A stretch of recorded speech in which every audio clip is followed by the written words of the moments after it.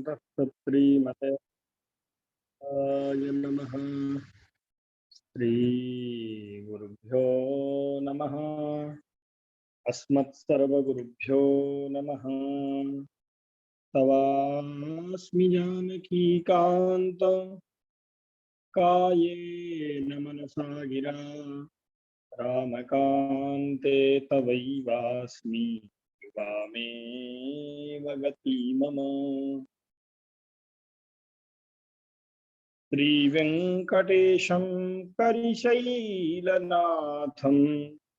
श्रीदेवराजं कटिकाद्रिसिंहं कृष्णेन साकं यतिराजमीडे स्वप्ने च दृष्टान् मम देशिकेन्द्रान्। यतीश्वरं प्रणम्याहं वेदान्तार्यं महागुरुं करोमि बालबोधार्थं यतीन्द्रमतदीपिकां। यत्र यत्र रघुनाथकीर्तनं तत्र तत्र कृतमस्तकाञ्जलिं बाष्पवारि परिपूर्णलोचनं मारुतिं नमत राक्षसान्तकम्। सीतानाथसमारम्भां श्रीरामानन्दार्यमध्यमाम् अस्मदाचार्यपर्यन्तां वन्दे गुरुपरम्पराम्।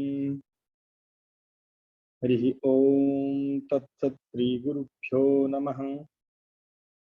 अखिल हेय प्रत्यनी कल्याणैकतां श्वेतर समस्त वस्तु विलक्षण राजराजेंद्र कौशल्यानंद वर्धन भगवान श्री राघवेंद्र सरकार की प्राणवल्लभा जनकजा भगवती श्री किशोरी जी की अहेतुकी कृपा के फलस्वरूप अनंत बलवंत राम कथा के रसिक श्री हनुमान जी महाराज की अध्यक्षता में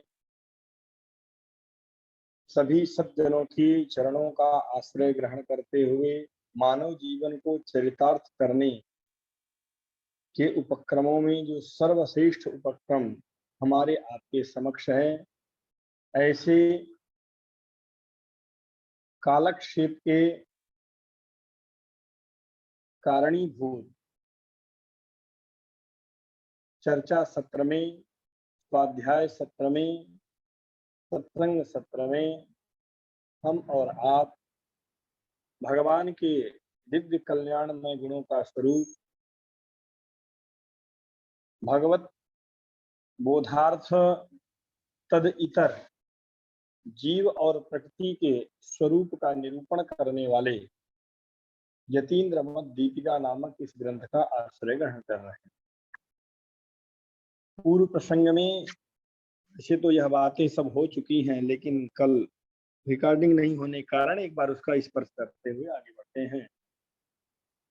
ये धर्मभूत ज्ञान के स्वरूप का निरूपण करते हुए जीव में वह धर्मभूत ज्ञान कितने रूपों में उपस्थित हो सकता है, यह चर्चा हुई। और अब परमात्मा में, श्री भगवान में वही धर्मभूत ज्ञान कितने स्वरूपों में स्थित हो सकता है, उसकी चर्चा ग्रंथकार ने स्पष्ट की। ज्ञान, शक्ति, बल, ऐश्वर्य, वीर्य, तेज, सौशील्य, वात्सल्य, मार्दव, आर्जव, सौहार्द, साम्य, कारुण्य, माधुर्य, गांधीर्य, औदार्य, चातुर्य, स्थैर्य, धैर्य, शौर्य और पराक्रम आदि शब्द से उपलक्षण करते हुए विशेष गुणों का निरूपण किया। और आदि से ये परमात्मा के जितने भी ये धर्मभूत ज्ञान के ये स्वरूप बन रहे हैं, जैसे जीव का गुण है धर्मभूत ज्ञान, ज्ञान गुण है, वैसे परमात्मा का भी ज्ञान है गुण। इन रूपों में अवस्थित होता है। परमात्मा का यह जो गुण है, यह जो ज्ञान है, इतने रूपों में जो प्रकाशित हो रहा है, इतनी अवस्थाओं को धारण कर रहा है, इतने स्वरूपों में जो बन रहा है, उसकी अवस्थाएं बन रही हैं, यह संपूर्ण का संपूर्ण स्वरूप जीव मात्र का कल्याण करने हेतु है। इसीलिए भगवान के कल्याणमय गुणों का निरूपण अब ग्रंथकार ने किया। और यह जो ज्ञान आदि स्वरूप बताए गए थे, तो भगवान का जो ज्ञान है उसका स्वरूप क्या है? तो सर्व साक्षात्कार रूपम। यह सभी वस्तुओं का साक्षात्कार स्वरूप होने वाला यह भगवान का ज्ञान है, कोई प्रतिबंधक यहाँ होता नहीं है। शक्ति का तात्पर्य अघटित घटना सामर्थ्यम, जो अघटित माने सामान्य जीवों के द्वारा संभव नहीं है, अशक्य कार्य हैं, न किए जाने योग्य कार्य हैं, ऐसे कार्यों का भी जो विशेष एक गुण है, जो सामर्थ्य है,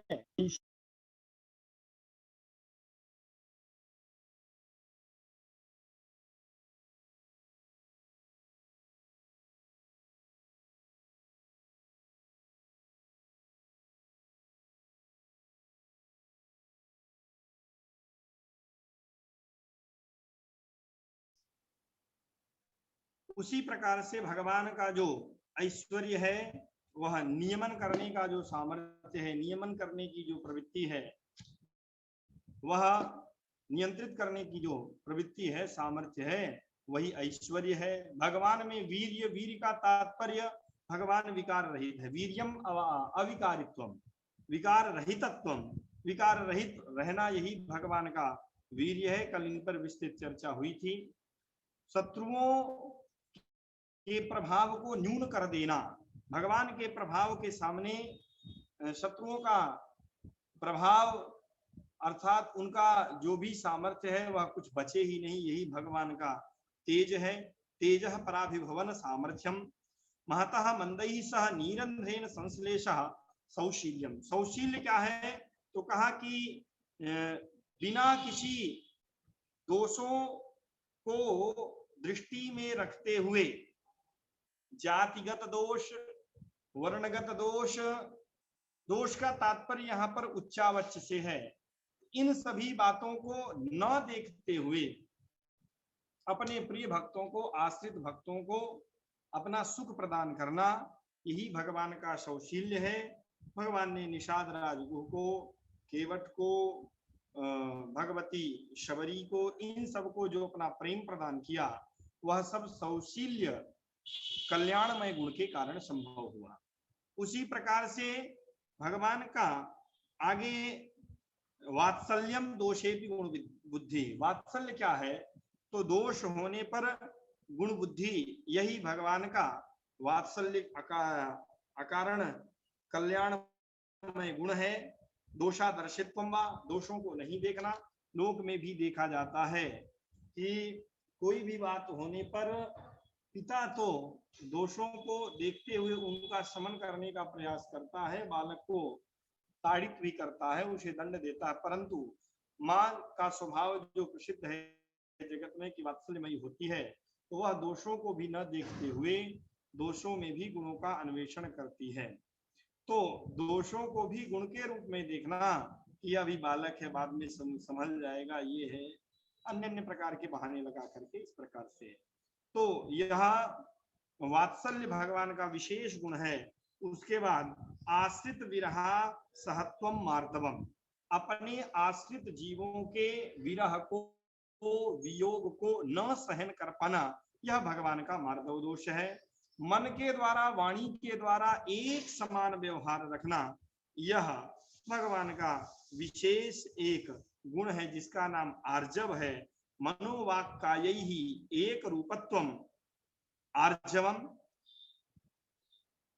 इस विषय में हम लोगों ने कल चर्चा भी की थी। दूसरा भाव यह कि मन और काय माने शरीर, तो भक्तों के मन में जो विचार हैं, अपने शरीर के द्वारा उनके विचारों के अनुकूल व्यवहार करना, आश्रित भक्तों के मन में रही बातों के अनुकूल अपने शरीर में रखना, यह एक विशेष गुण सामान्य अर्थ में इसी बात को कि भगवान जैसा कहते हैं उसी प्रकार का उनके व्यवहार में भी दिखाई देता है। इस बात के लिए कल दृष्टांत भी आया था। श्रीमद् वाल्मीकि रामायणम में भगवान अपने भक्तों को जब वचन दे दिए कि निश्चरहीन करो मही, भुज उठाई प्रणकीन, कि मैं संपूर्ण भूप मंडल को, संपूर्ण पृथ्वी को निश्चरों से रहित कर दूंगा। भगवती श्री किशोरी जी के द्वारा मना किए जाने पर कि आपके अंदर एक दोष हो आ रहा है कि बिना किसी कारण के जो रौद्रता है, बिना किसी कारण के अन्य जो जीव हैं जिन्होंने हमारा किसी भी प्रकार का कोई दोष नहीं किया है, उनके साथ बैर रखना, तो यह जो दोष आप में आ रहा, तो भगवान ने स्पष्ट कहा कि अब हम जीवितम जह्याम त्वाम वासीते सलक्ष्मणाम नत प्रतिज्ञाम संस्कृत्य ब्राह्मणेभ्यो विशेषतः।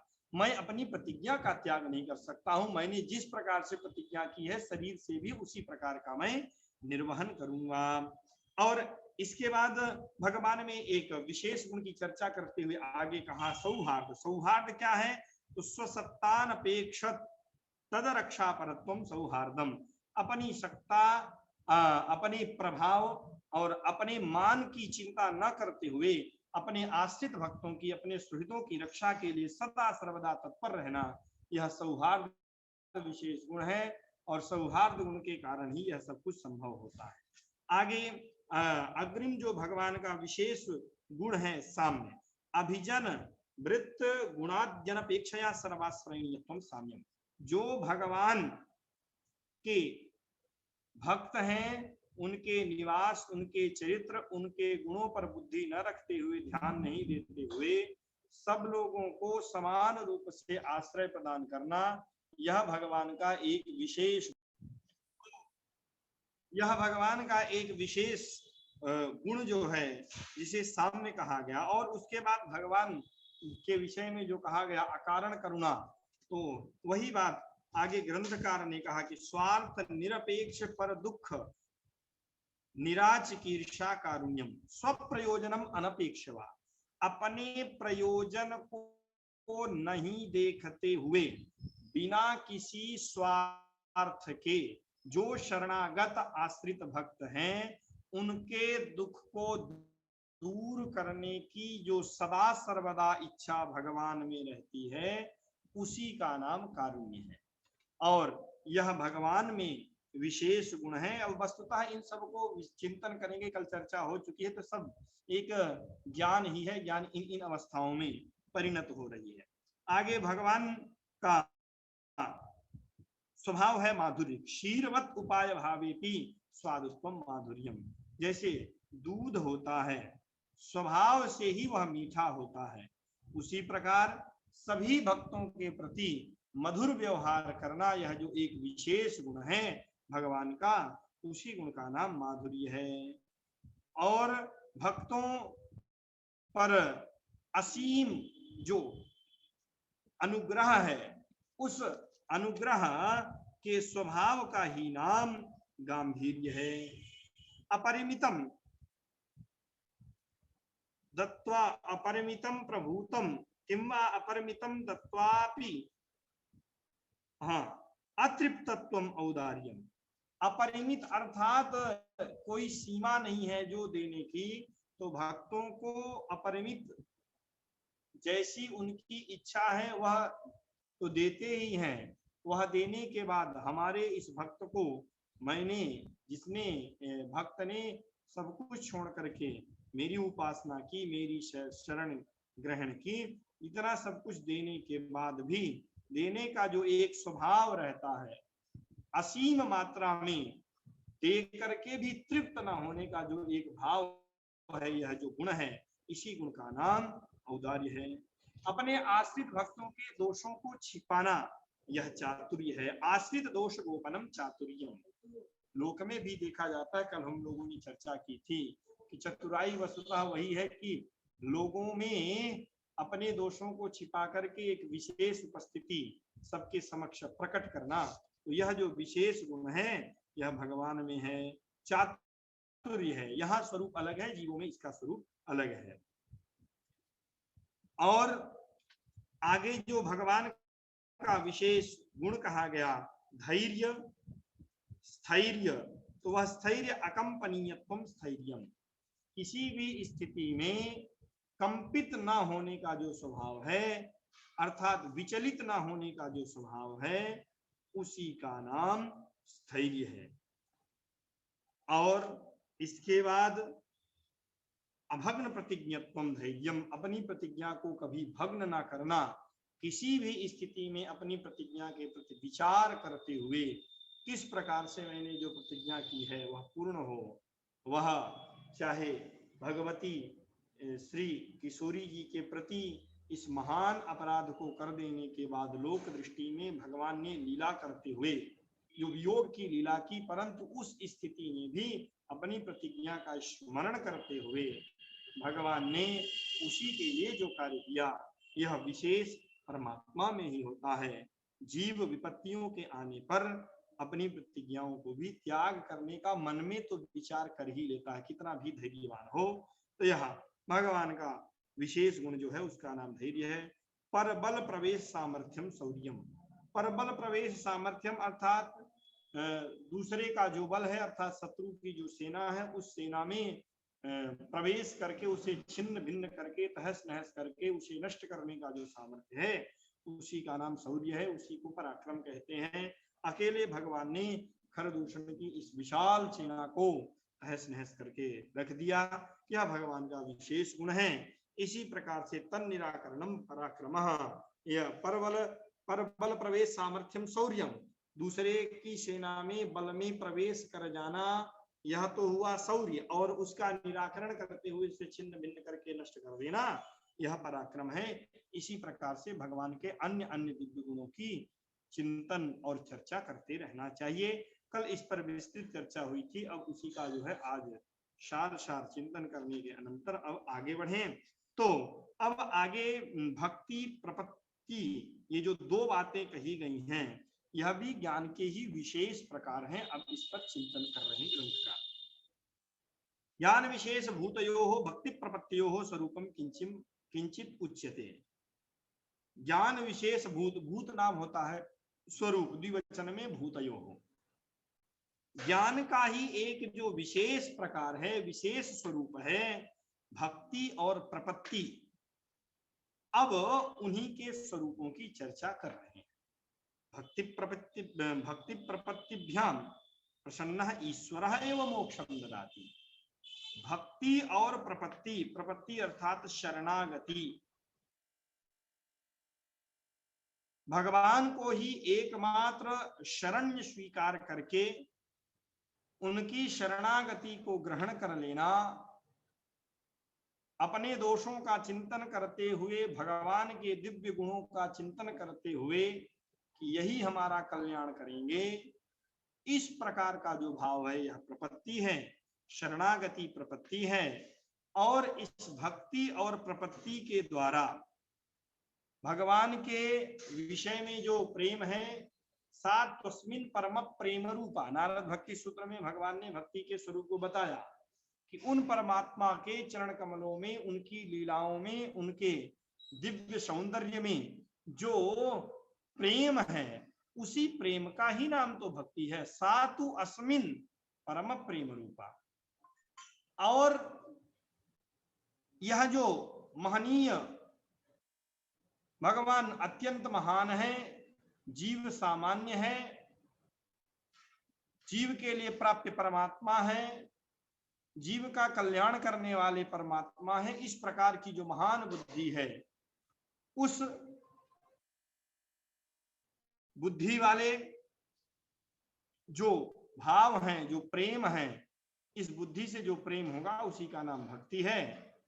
और भगवान की शरणागति जो है प्रपत्ति है। और इसी भक्ति और प्रपत्ति के द्वारा ही ईश्वर एवं मोक्षम ददाति, केवल परमात्मा ही अपनी कृपा से, अपने सामर्थ्य से जीव को मोक्ष देते हैं। एवं यहाँ पर निश्चयन का तात्पर्य है, अपने कर्मों के द्वारा जीव कितना भी चिंतन करे, निष्काम हो जाए, कुछ भी कर ले, इस एव निश्चय का तात्पर्य यही है कि जीव स्वयं कभी परमात्मा को प्राप्त नहीं कर सकता है। भक्ति प्रपत्ति ध्यान, भक्ति और प्रपत्ति अर्थात शरणागति के द्वारा ही प्रसन्नः, यदा सह प्रसन्नः भवति, जब परमात्मा प्रसन्न हो जाते हैं तब इसने हमारी इतनी भक्ति की, भक्ति प्रपत्ति व्याजीकृत्य, उसी को व्याज मान करके, उसी को कारण मान करके, ईश्वरः एव मोक्षं ददाति, परमात्मा ही मोक्ष प्रदान करते हैं। अतः तयोः मोक्षोपायत्वम्, इसीलिए भक्ति और प्रपत्ति अर्थात भक्ति और शरणागति को ही मोक्ष का कारण समझना चाहिए, साधन समझना चाहिए, यही उसका उपाय है। भक्ति अपृथक सिद्धाना मोक्षापायत्वेन उक्ताना कर्मयोग ज्ञान योग प्रवृत्तिनां भक्ति द्वारा साधनत्वम्। यहाँ पर एक जिज्ञासा हुई कि शास्त्रों में कर्म योग और ज्ञान योग इनकी विशेष चर्चा की गई है। गीता में यह बातें स्पष्ट रूप से परिलक्षित होती हैं। भक्ति योग को छोड़ करके वस्तुतः सबका निरूपण उस रूप में हो, लेकिन शब्दशः यदि देखा जाए अथवा अन्य जो विचारक हैं, अन्य सिद्धांत वाले हैं, जो कर्म योग और ज्ञान योग यही दो योग मानते हैं, तो कर्म योग और ज्ञान योग के द्वारा जो भक्ति होती है तो ये कैसे हो सकती है? जब यहाँ पर आपने संकल्प ही कर लिया कि ईश्वरः एव भक्ति प्रपत्तिभ्याम प्रसन्नः सन्, प्रसन्न होकर के ही मोक्ष प्रदान करते हैं, इसलिए किसी को यदि मोक्ष चाहिए तो भगवान की शरणागति स्वीकार करके शरणागति पुरस्सर मोक्ष की चिंता करे। दूसरा कोई मार्ग है नहीं और उससे संभव नहीं है। तो शास्त्रों में जो कर्म योग ज्ञान योग की चर्चा की गई, तो उसके द्वारा जो मोक्ष बताया गया, हृदय ज्ञानानंद मुक्ति ही, पूर्व मीमांसा में देखा जाए तो पूरा कर्म योग की ही चर्चा की गई। तो ये सारी बातें जो कही गई, इनका परस्पर विरोध हो रहा। तो जो विरोधाभास है, इसका तात्पर्य क्या है? तो ग्रंथकार ने उसी बात को बताया कि मोक्षोपायत्वेन उक्ताना कर्मयोग ज्ञान योग प्रभृति ना, जो कर्म योग और ज्ञान योग से मोक्ष बताया गया है, तो वस्तुतः ये मोक्ष के उपाय है। उपाय का तात्पर्य यह भी साधन ही है। और साधन कैसे हैं? ये साक्षात साधन न हो करके, कर्म योग ज्ञान योग और अन्य अन्य भी हठ योग इत्यादि बताए गए, ये साक्षात साधन न हो करके भक्ति के द्वारा ही मोक्ष प्रदान करने वाले हैं। ज्ञान से मुक्ति तो होगी, लेकिन जब भगवत विषय के यथार्थ बोध हो जाएगा, भगवान का ज्ञान हो जाएगा, तो ज्ञान के बाद ही प्रेम होता है, ज्ञान के बाद ही उस पदार्थ को पाने की इच्छा होती है। ज्ञान होने के बाद जब इच्छा होती है तो जीव उसके लिए प्रयत्न करता है। सुख से सबको लगता है कि हमारे लिए अनुकूल रहेगा, इसलिए सारे जीव अनुकूलता के भाव से ही सुख की इच्छा करते हैं। अनुकूल वेदनीयत्व जो बात कही गई, तदर्थ ही सुख की इच्छा करते हैं, सारा प्रयत्न सुख के लिए करते हैं। उसी प्रकार से ज्ञान योग और कर्म योग जो बताए गए हैं, जिनकी आगे हम लोग चर्चा करेंगे, अभी केवल शब्दशः यदि उस पर चर्चा करें, ज्ञान योग और कर्म योग जो ये दो बातें की गई हैं, तो ज्ञान के बाद ही, ज्ञान पुरस्सर ही, जब ज्ञान हो जाएगा तो उस पदार्थ को पाने की इच्छा होगी। तो परमात्मा के विषय का जब ज्ञान हो जाएगा तो इच्छा होगी, अर्थात उस परमात्मा में प्रेम होगा। सात तस्मिन् परम प्रेम रूपा, और यह जो अनन्य प्रेम है परमात्मा में, वही भक्ति है। ज्ञान होने के बाद उसमें जब प्रेम हुआ तो उसे प्राप्त करने की जो एक ललक है, तो उसके अनुकूल जो भी कार्य हो सकते हैं वे सारे कार्य किए जाएंगे। जानाति इच्छति प्रयतते, तो उसका प्रयत्न क्या है, तो भगवान की शरणागति। तो यह भक्ति और प्रपत्ति ज्ञान के द्वारा जो मुक्ति हो रही, तो वह सद्द्वारक है, अर्थात ज्ञान के बाद परंपरा संबंध से मुक्ति प्राप्त होगी, कर्मयोग से परंपरा संबंध से मुक्ति प्राप्त होगी। परंपरा अर्थात वहां पर बीच में व्यापार बनेगा भक्ति का और प्रपत्ति का, शरणागति का। तो वही बात ग्रंथकार ने कहा कि मोक्षोपायत्वेन उक्तानाम कर्म ज्ञान योग प्रभृति नाम, जैसे कर्मयोग और ज्ञान योग कहा गया, उसी प्रकार से अन्य अन्य जितने भी योग संभव हो सकते हैं। भक्ति द्वारा साधनत्वम, भक्ति के माध्यम से ही, भक्ति के अर्थात भक्ति द्वारा ना, भक्ति प्रपत्ति द्वारा, भक्ति और प्रपत्ति अर्थात शरणागति के द्वारा ही ये ज्ञान योग और कर्म योग साधन बनते हैं। जो जैसा अधिकारी होता है उस अधिकारी के अधिकार के आधार पर ये सब उसमें कारण बनते हैं। परंतु जब भी मुक्ति होगी तो ग्रंथकार की दृष्टि में स्पष्ट रूप से यह बात कह दी गई कि भक्ति और शरणागति के द्वारा ही मुक्ति प्राप्त होगी, अन्य कोई भी साधन नहीं है। जो भी साधन है उन साधनों के द्वारा तो भगवान की चरणों में प्रेम होगा और भगवान की शरणागति, केवल हमारा कल्याण करने वाले परमात्मा है, यह विषय ही जो बनेगा, यह विषय बनने के बाद जो भगवान की शरणागति स्वीकार करेगा उसी से ही मोक्ष प्राप्त होगा, अन्य किसी कारण से मोक्ष प्राप्त होने वाला नहीं है। साक्षात संबंध से ये सारी चीजें उसमें कारण बनेगी। अब उसके बाद कर्मयोग का निरूपण यहाँ पर ग्रंथकार कर रहे हैं कि कैसे संभव है वह।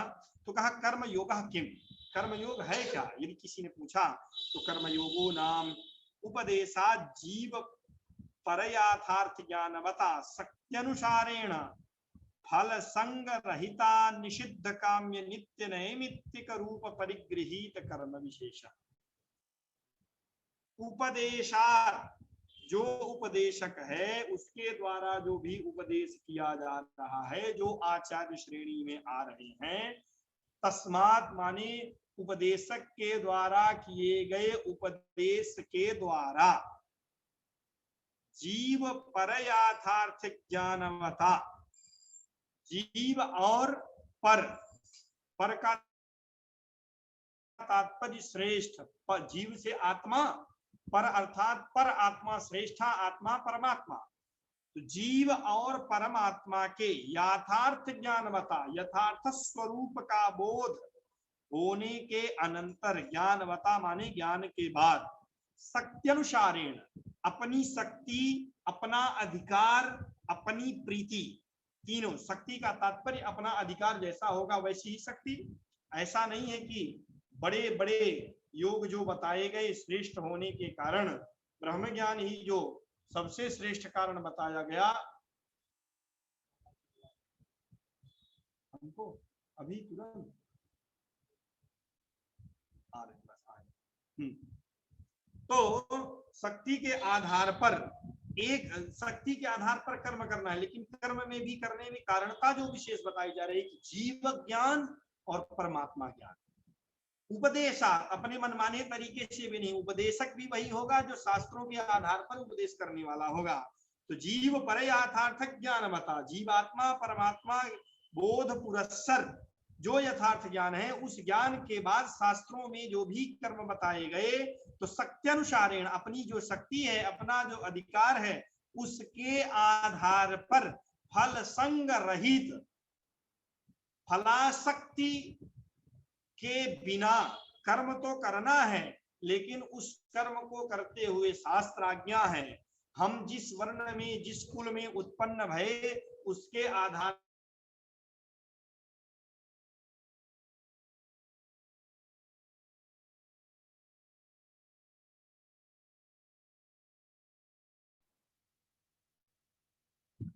तो यहां पर जो चर्चा की गई कि शक्ति के आधार पर, शक्ति अनुसार जो अपनी शक्ति है, शक्ति का भी तात्पर्य यहाँ पर थोड़ा सा गंभीर है।